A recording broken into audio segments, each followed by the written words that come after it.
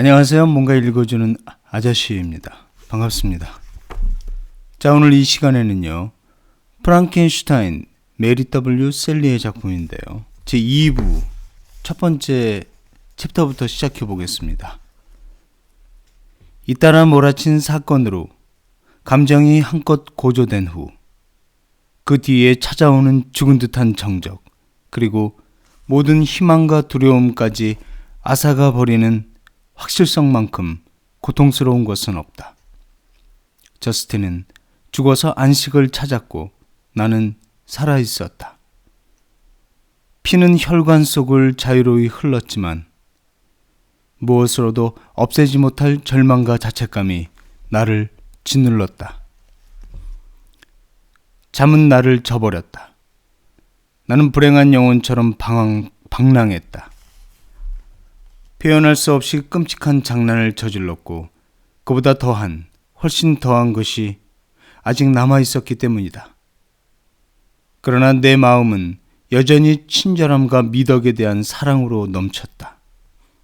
나는 선한 의도로 삶을 시작했고 그것을 실행에 옮겨 내가 인류에게 쓸모있는 존재가 되는 순간을 갈망했다. 그러나 모든 것이 무너져 버렸다. 과거를 흐뭇하게 돌아보고 거기에서 새로운 희망의 약속을 끌어내는 양심의 평화는 사라지고 후회와 죄의식이 어떤 언어로도 표현할 수 없는 고통스러운 지옥으로 나를 몰아댔다.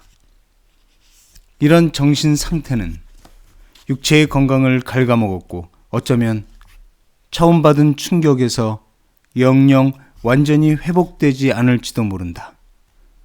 나는 사람의 얼굴을 대하기가 싫었고 즐겁고 기쁜 소리들이 모두 고문처럼 느껴졌다. 고독만이 유일한 위안이었다. 깊고 어두운 죽음 같은 고독만이.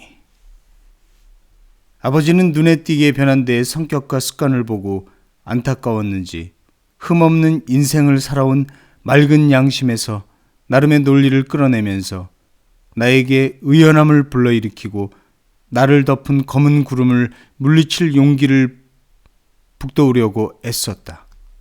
빅터, 네가 보기엔 아비는 괴롭지 않는 것 같냐? 내가 네 동생을 사랑한 만큼 자식한테 사랑을 쏟은 아비는 어디에도 없을 것이다. 아버지 눈에서 눈물이 흘렀다. 하지만 지나치게 슬픈 표정은 자제하는 게 좋겠구나. 죽은 자들을 더 불행하게 만들지 않는 것이 남은 사람들의 도리 아니겠니? 그건 네 자신에 대한 의무이기도 하다. 지나치게 슬픔에 젖어 있으면 기운을 차리거나 즐거워할 수가 없고 사회생활을 하는데 꼭 필요한 일상마저 저버리게 되기 때문이지. 훌륭한 충고였지만 내게는 전혀 적용되지 않는 말이었다. 죄책감이 고통과 공포의 예감을 들이우며 나머지 감정에 뒤엉켜 들지 않았다면 나는 누구보다 먼저 내 슬픔을 감추고 식구들을 위로했을 것이다. 그러나 지금 나는 겨우 어두운 표정으로 대답하고는 아버지의 시선을 피하려고 애쓸 뿐이었다. 이 무렵 우리는 벨리브의 집으로 옮겨왔다. 나에게는 이런 변화가 다행스러웠다. 정확히 10시가 되면 성문이 닫히고 그때를 넘기면 호수에 머물 수 없었기 때문에 제네바 성 안에 있는 우리 집은 무척 답답하게 느껴졌다. 이제는 자유였다. 나는 종종 식구들이 잠자리에 들면 호수에 나가 배를 타고 많은 시간을 보냈다. 가끔은 돛을 올리고 바람 부는 대로 떠다녔다. 호수 가운데까지 노를 저어간 다음 배가 가고 싶은 대로 가만히 놔두고 비참한 생각에 빠져들 때도 있었다. 주변의 모든 것이 평화롭고 아름다운 천국 같은 풍경 속에서 불안하게 방황하는 것은 나밖에 없을 때는 호숫가로 다가갈 때 박쥐나 개구리들이 쉰 목소리로 정적을 깨는 경우를 제외하고 고요한 호수가 나와 나의 불행을 영원히 삼켜버리기를 바라며 물에 뛰어들고 싶은 충동을 느낀 적이 많았다. 그러나 의연히 고통을 참아내는 엘리자베스를 생각하면 내가 진정 사랑하는 그녀, 그 존재가 나와 단단히 연결된 그녀를 생각하면 그럴 수 없었다. 또 아버지와 남은 동생을 생각했다. 내가 세상에 내보낸 사악한 마귀한테 무방비로 당하도록 그들을 내버려 두는 것은 비겁한 도피가 아니겠는가? 그럴 때면 나는 격하게 흐느끼면서 빨리 마음의 평화를 찾아 그들에게 위안과 행복을 줄 수 있기를 소망했다. 그러나 그건 불가능했다. 자책감은 모든 희망의 불씨를 꺼버렸다. 나는 돌이킬 수 없는 재앙을 지어낸 작자로서 내가 창조한 괴물이 무언가 새로운 악행을 저지를까봐 매일 두려워하며 살았다. 막역한 느낌이었지만 아직 모든 것이 끝난 게 아니며 그가 아주 중대한 범죄, 과거에 대한 회상 따위는 하찮게 만들어버릴 극악무도한 일을 저지를 거란 예감이 들었다. 내가 사랑하는 것이 남아있는 한 두려움은 항상 따라다닐 터였다. 그 악마를 생각하며 내가 품었던 증오는 상상할 수 없을 것이다. 그를 생각하면 이가 갈렸고 눈에선 불꽃이 타올랐고 그렇게 생각 없이 주어버린 생명을 도로 거두기를 간절히 바랐다. 그의 죄와 사악함을 생각하면 원한과 복수심이 자제력을 잃고 폭발했다. 안데스 산맥 최고봉으로 순례를 떠나 그곳에서 깊은 골짜기 바닥으로 그를 밀어버리리라. 그를 다시 만나기 바랐다. 그래서 끝간데 없는 증오를 그의 머리에 퍼붓고 윌리엄과 저스틴의 죽음에 복수하고 싶었다. 우리 집은 초상집이었다. 아버지는 최근에 끔찍한 사건들로 충격을 받아 몸이 많이 쇠약해졌다. 엘리자베스는 슬퍼서 기운이 없었다. 평소 하던 일에서 아무런 즐거움을 찾지 못했다. 그녀에게 즐거움이란 고인에 대한 모독이었다. 그녀는 영원한 비애와 눈물이 그렇게 피지 못하고 쓰러진 순결함에 바쳐야 할 재물이라고 생각했다. 이제 그녀는 어릴 적 나와 함께 호숫가를 거닐며 환희에 차서 미래의 꿈을 이야기하던 행복한 존재가 아니었다.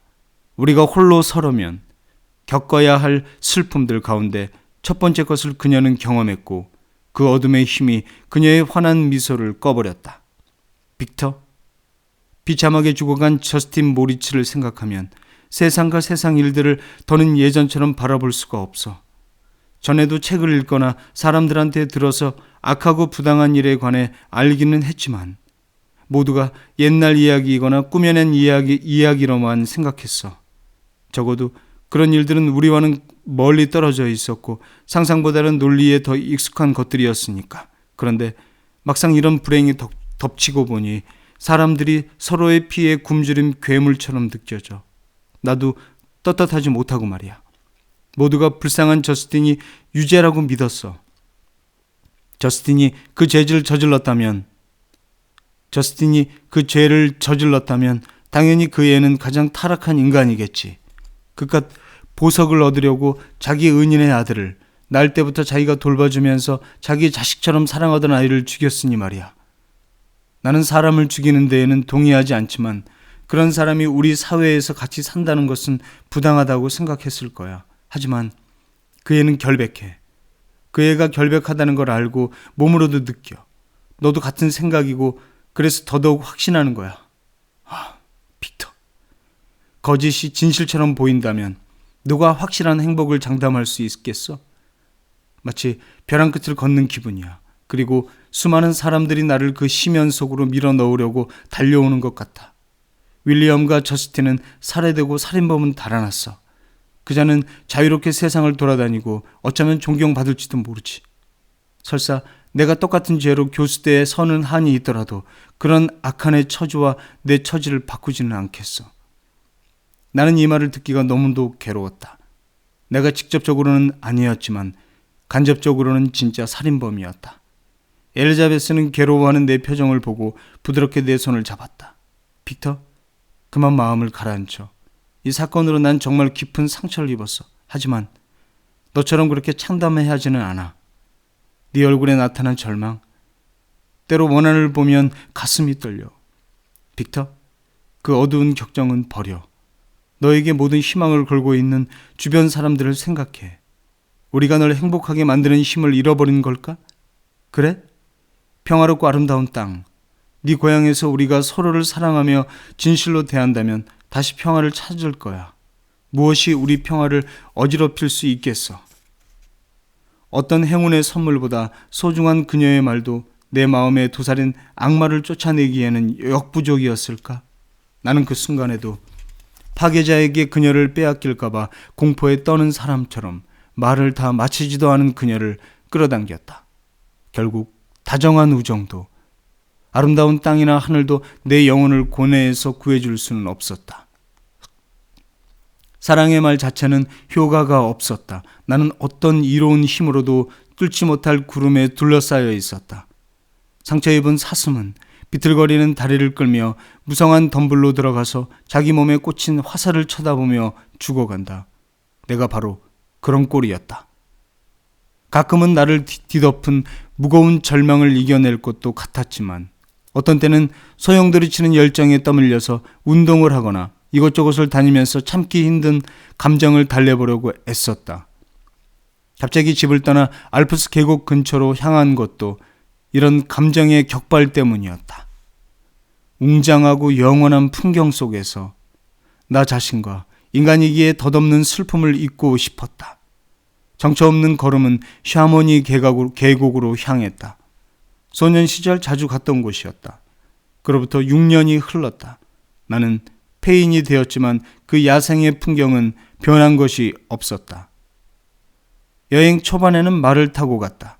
그 다음엔 험한 산길을 가다가 부상을 입기 쉬웠으므로 발이 튼튼한 노새를 빌렸다. 날씨는 좋았다. 때는 8월 중순. 저스틴이 죽은 지도 2달이 지났다. 내 모든 고뇌는 그 참극의 시기부터 시작된 것이었다. 영혼을 짓누르던 무게는 아르브 계곡 깊숙이 들어갈수록 가벼워졌다. 사방에 우뚝 솟은 거대한 산맥과 절벽, 바위 사이로 사납게 달리는 물소리, 웅장하게 떨어지는 폭포는 전능한 신의 힘을 말해주었다. 여기서 가장 멋진 자태를 뽐내는 자연, 나는 그 자연을 창조하고 다스리는 조물주보다 덜한 어떤 것도 두려워하지 않게 되었고 굴복하지도 않게 되었다. 높이 올라갈수록 계곡들은 더 웅장하고 경이로운 모습을 보여주었다. 소나무 우거진 산속 절벽에 걸린 폐허가 된 성, 맹렬한 아르브강, 숲 사이로 군데군데 고개를 내민 오두막들이 한데에 어울려 아름다운 풍경화 한 폭을 그려냈다. 그러나 그 풍경은 위대한 알프스로 인해 더욱 확대되고 숭고해졌다. 하얗게 반짝이는 알프스의 피라미드와 둥근 지붕들은 다른 세상에 속한 다른 부류인 것처럼 만물을 굽어보았다. 펠리시의 다리를 건너자 강이 시작되는 협곡이 내 앞에 입을 벌렸고 나는 그 위에 걸린 산을 오르기 시작했다. 얼마 후에 샤모니 계곡에 들어섰다. 이 계곡은 더욱 경이롭고 숭고했지만 방금 지나온 세르보 계곡만큼 아름답거나 그림 같지는 않았다. 눈 덮인 높은 산맥이 그대로 경계선을 이루었지만 폐허가 된 성이나 기름진 들판은 이제 보이지 않았다. 거대한 빙하가 길까지 내려와 있었다. 눈사태의 굉음이 들리는가 싶더니 지나가면서 뿌연 연기를 일으켰다. 몽블랑. 당당한 몽블랑은 주변의 뾰족한 봉우리들 위로 우뚝 솟아 화려한 돔을 쓰고 계곡을 굽어보았다. 여행 도중에 나는 오랫동안 맛보지 못한 짜릿한 기쁨을 여러 번 느꼈다. 어떤 때는 모퉁이를 돌다가 어떤 때는 갑자기 눈앞에 드러나 알아보게 된 새로운 사물들의 지난날이 떠오르면서 소년 시절의 쾌활함이 함께 살아나곤 했다. 바람은 달콤하게 속삭였고 대자연은 나에게 더는 울지 말라고 말했다. 그러다가 다시 다정한 힘이 사라졌다. 나는 또 슬픔의 족쇄를 차고 온갖 비참한 생각에 빠진 자신을 발견했다. 그러면 이 세상과 내 눈물, 그리고 무엇보다 나 자신을 잊으려고 노새에 박차를 가하곤 했다. 좀 더 암담할 때는 노새에서 내려 공포와 절망의 무게로 풀밭에 쓰러졌다. 마침내 샤모니 마을에 도착했다. 그동안의 피로로 몸과 마음은 완전히 탈진 상태였다. 잠시 나는 창가에 서서 몽블랑 위에서 어른거리는 희미한 번개를 지켜보며 계곡 아래쪽으로 요란하게 흘러가는 아르브강의 물소리에 귀를 기울였다.